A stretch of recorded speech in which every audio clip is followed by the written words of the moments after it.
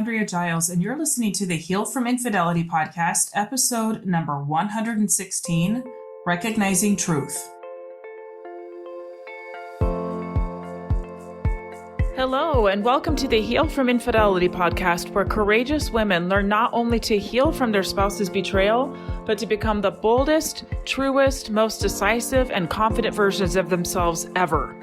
If you know there's more for you than the life you're currently living, but don't quite know how to get there, you are in the right place. Stick around to learn how to create a life that will knock your own socks off. Is it possible? It is, and I'm here to show you how. I'm your host, Andrea Giles. Are you ready? Let's dive in. Hello, everybody. Welcome to another episode of Heal from Infidelity. Before I jump into this week's episode, I have a favor for you. So I regularly go and check on the stats of my podcast, see how it's doing. I love to read your reviews, things like that.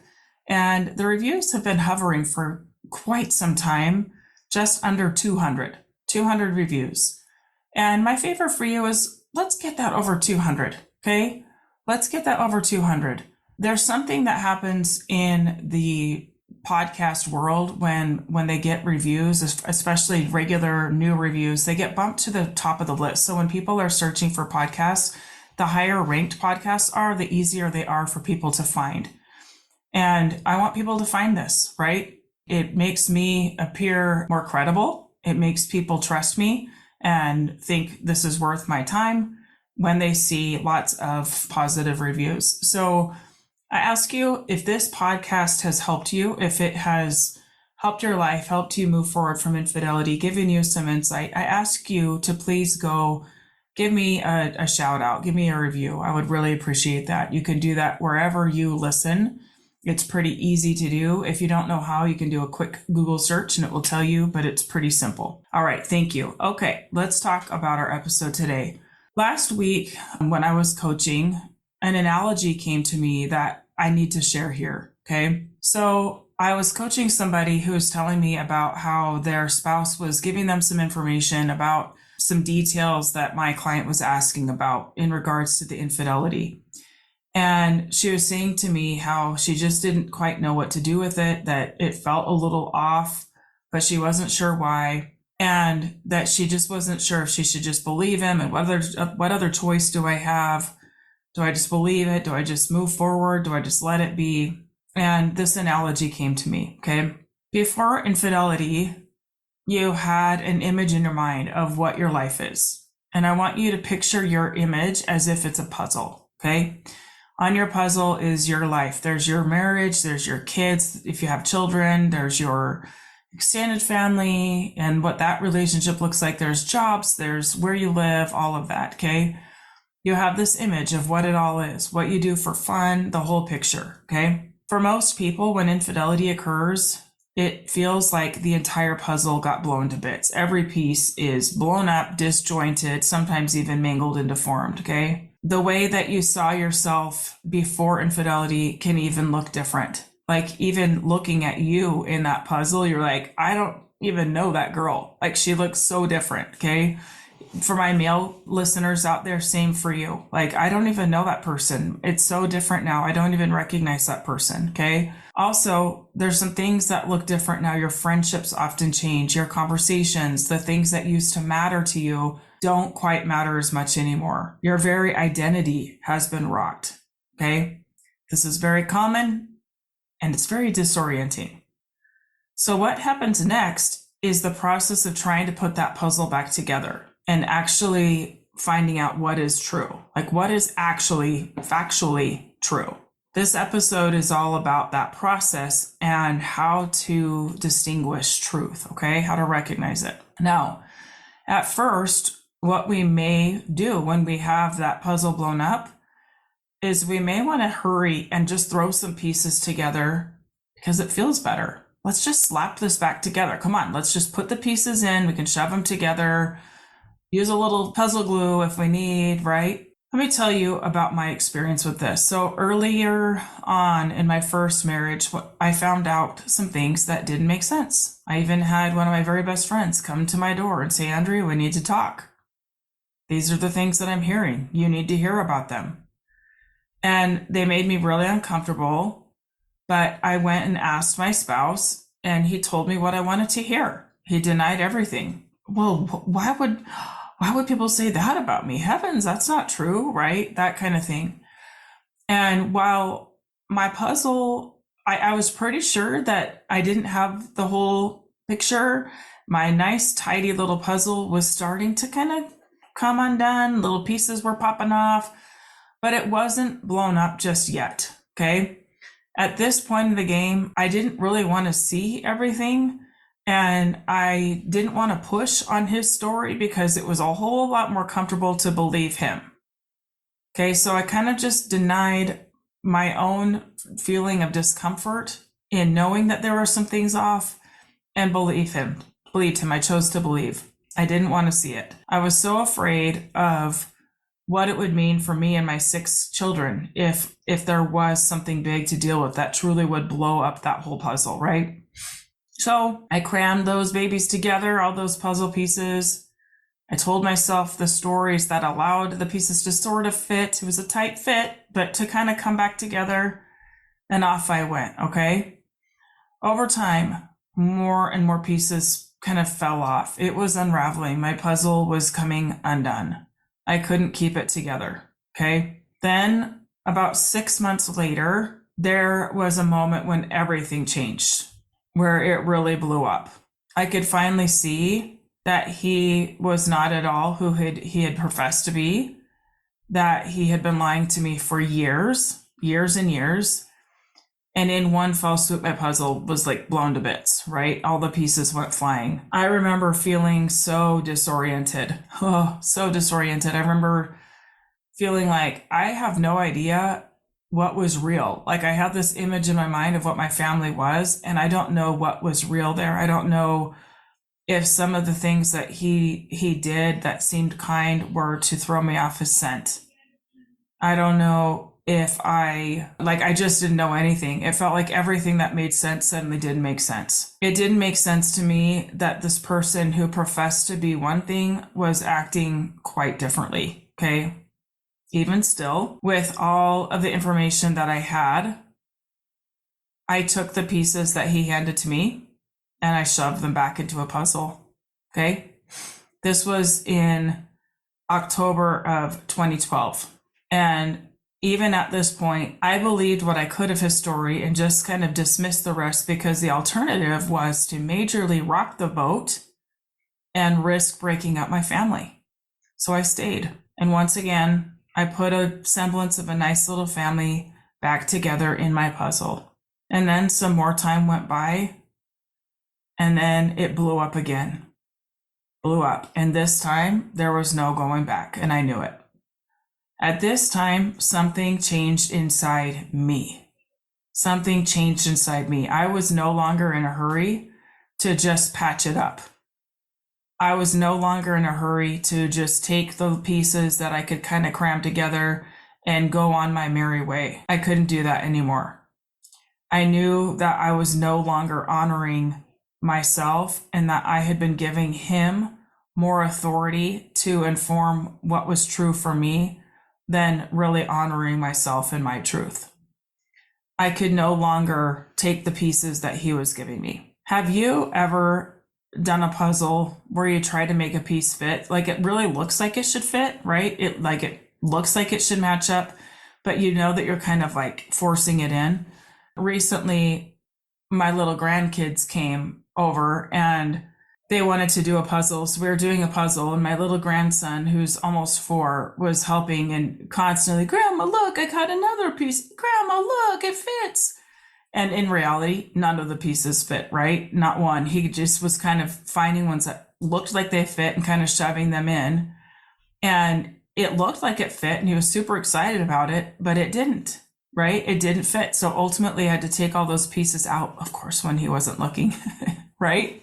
Up until that point, I was still trusting him to give me the pieces that would make it make sense. Like, just give me something that I can sort of make sense of, and I'll shove that on in there and smash it in or whatever. Maybe it's a little lumpy, but it'll sort of fit. But at this time, I knew in my gut, I knew in my heart that I could not do that anymore. I knew too much, and I finally understood that I could no longer hand my sacred trust and authority of what was best for me over to him. I could no longer give him more sway in my life decisions than I was giving to myself. Okay. Before that, it was easier to make him responsible for the outcome.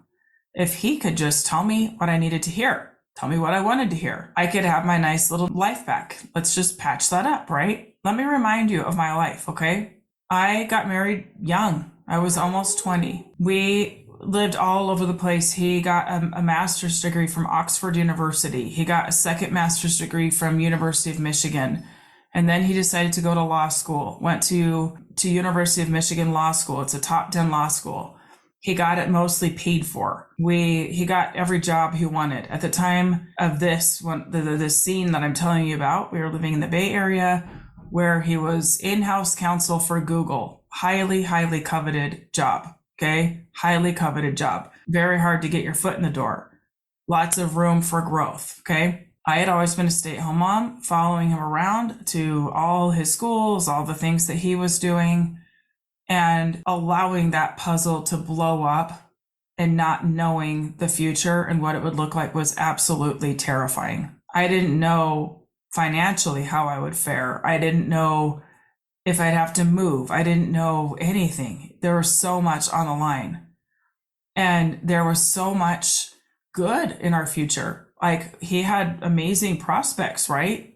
Like, it was just going to go up from there, and we were going to have more money, more time freedom, all of those things, right? As he grew in seniority. And I knew that I was looking at probably not having much money, having to sacrifice, having to go work, all of that. I knew that. But there was this part of me, like this deep part of me that I allowed to come to the surface, that I knew that I was finally willing to let it all burn to the ground, to get to the truth, to get to what was true, to get an accurate picture of what my life had been with him. And if I couldn't get that, if I couldn't get truth that I could live with, I had to let it go. And ultimately, I did let it go, because those pieces never came. And the only way forward was in the truth that I needed to leave, to go live honestly. Okay. To live honestly, to live with people who wanted to be honest with me, even if it was alone. Okay. Now, I knew at this point also that if there was going to be something that would turn my head around, like if there was going to be something that would go, Andrea, you need to take a second look at this, I knew that I would recognize it. I knew that if the pieces handed to me actually fit, I would know. And that just never happened. Okay. So let me ask you this. Have you had the experience when someone told you something, let's go with your significant other, because you're here because of infidelity, and you just knew that it didn't add up? Maybe it was that the details kept changing to the story. Maybe you had other info that they were not privy to. Okay. Maybe you already knew some answers, and that info that you had made their story not accurate or possible at all, right? You knew that it was off. All right.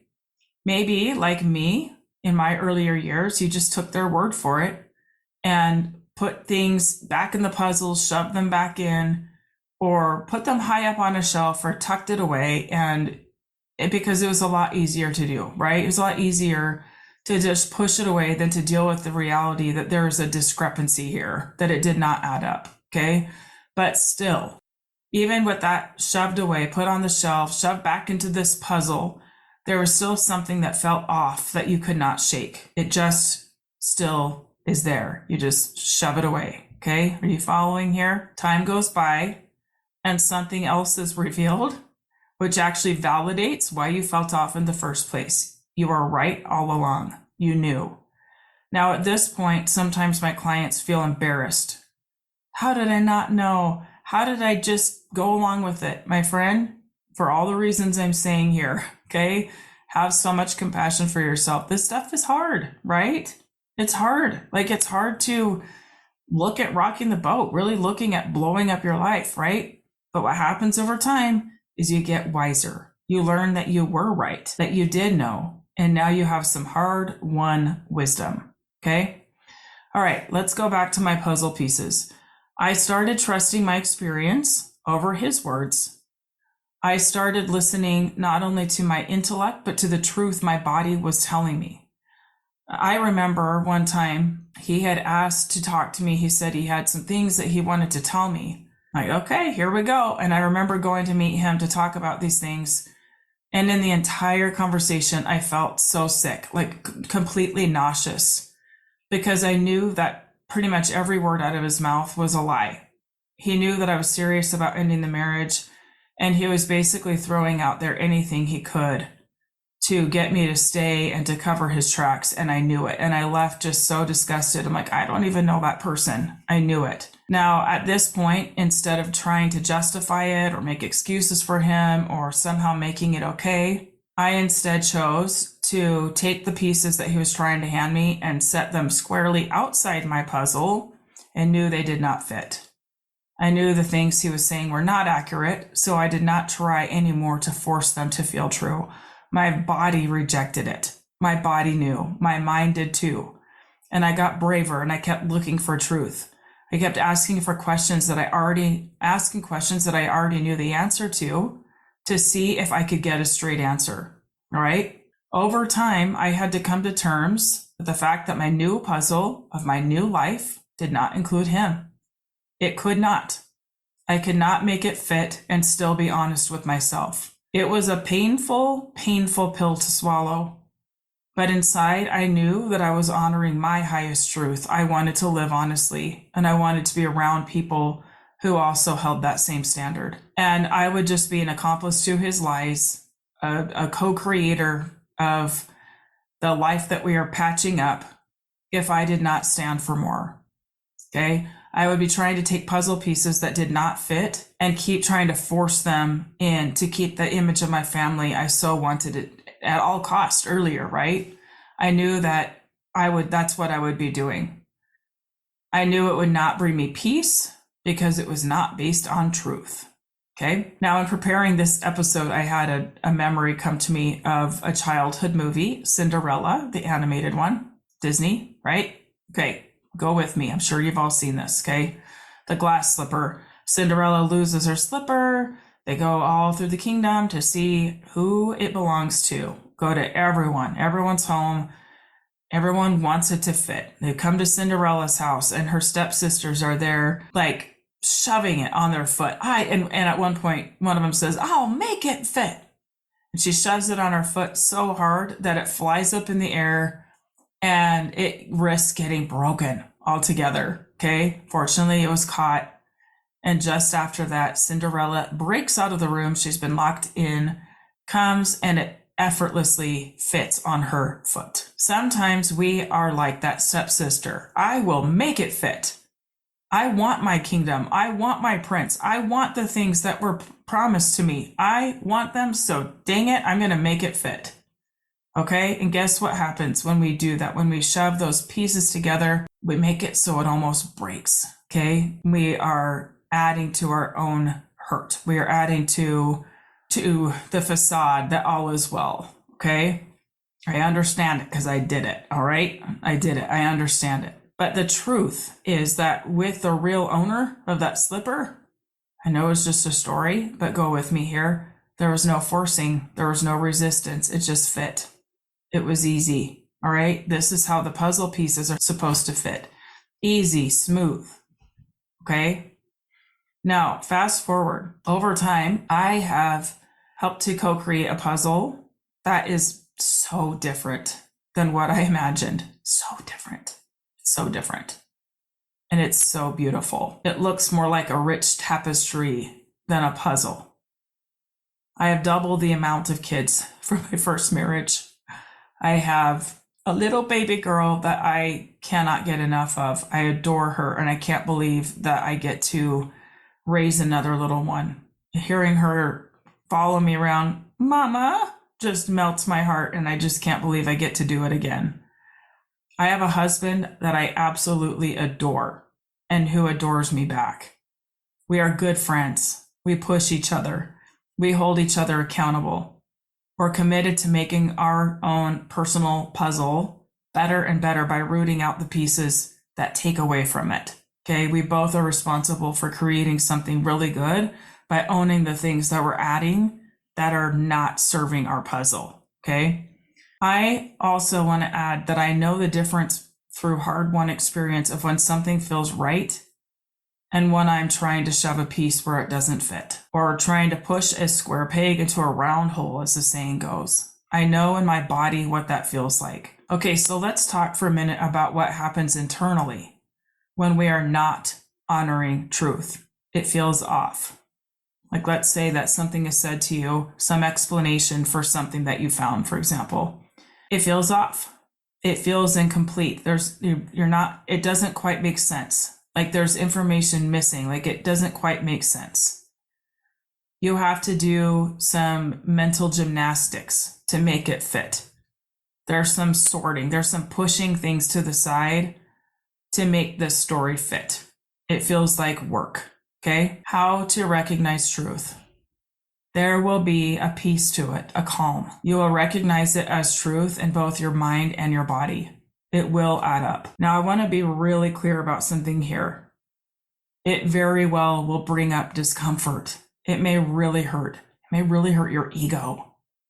Okay, if somebody's telling you the truth and it's something that's hard to hear, like something that they're saying, I really don't like it when you do this thing, and you recognize that that this is true. Oh my gosh, I actually do that. It can sting. It can feel really uncomfortable. But there's some real beauty in seeing the truth, even if it's uncomfortable, and you can recognize it and have peace, even if it's hard to hear, okay?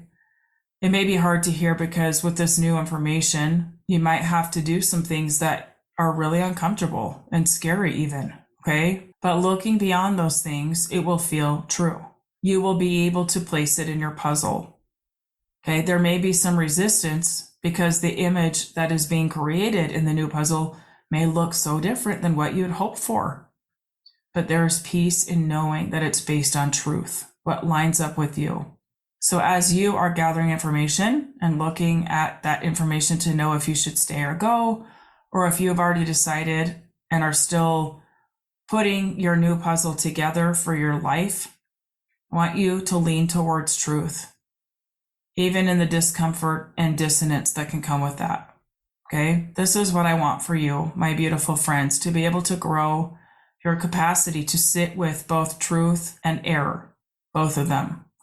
Sit with truth, sit with the untruth, and know the difference in your body. Give yourself time to see if it fits in your puzzle.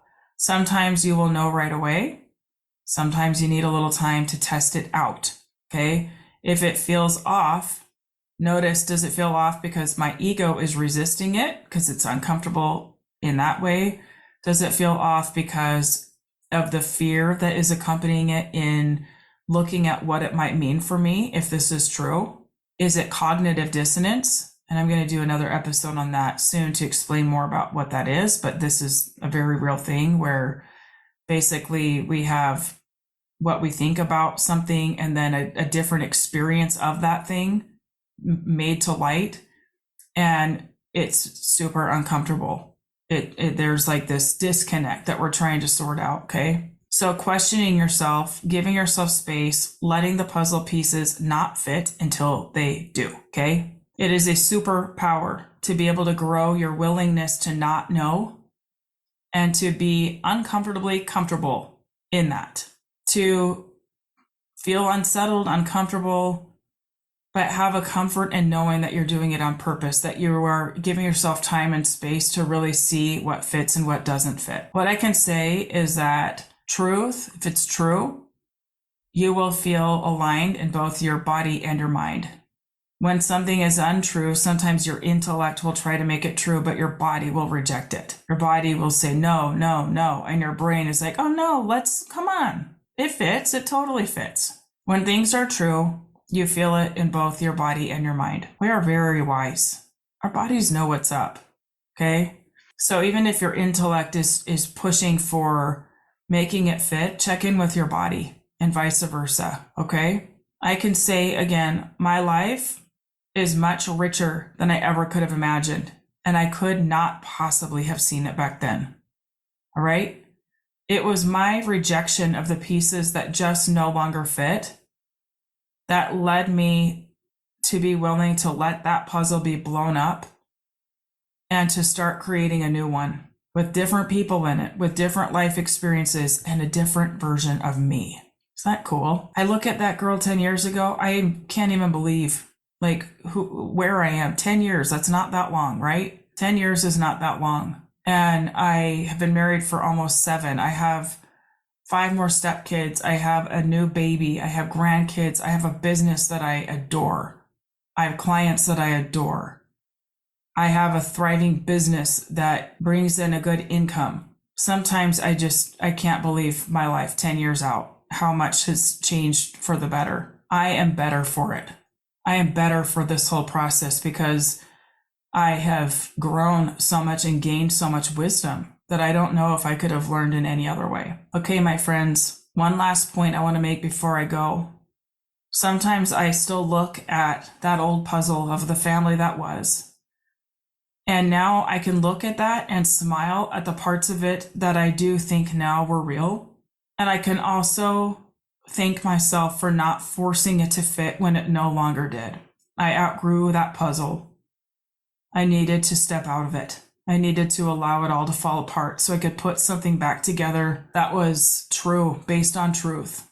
That was more true than anything that was in that first puzzle. And that is what I am living now. That is my current experience. I want that for you too. Okay, my beautiful friends, that's a wrap for today. If you want help getting to the bottom of your own truth, growing in your capacity to sit in the discomfort, if you want help knowing how to recognize in your own body what is true and sorting through all of this, please come join my program, No in 90. There's so much support in there. There's so much love in there. It's profound, the massive growth that I get to witness in a very short time. And if you want support with all of these things, this program is for you. Okay. It is what I've created for the girl that I was 10 years ago. I wish that I had that program then for myself. Would have saved me a lot. And I'd love to help you. All right, that's it. I will see you next time. Take care. Bye-bye. Thank you for listening to the Heal from Infidelity podcast. If you would like to be kept in the know about upcoming free classes, new podcast episodes, and other ways of working with me, go subscribe to my weekly email. You can subscribe at AndreaGiles.com/lies-about-infidelity/. Again, it's AndreaGiles.com/lies-about-infidelity/. I will see you next time.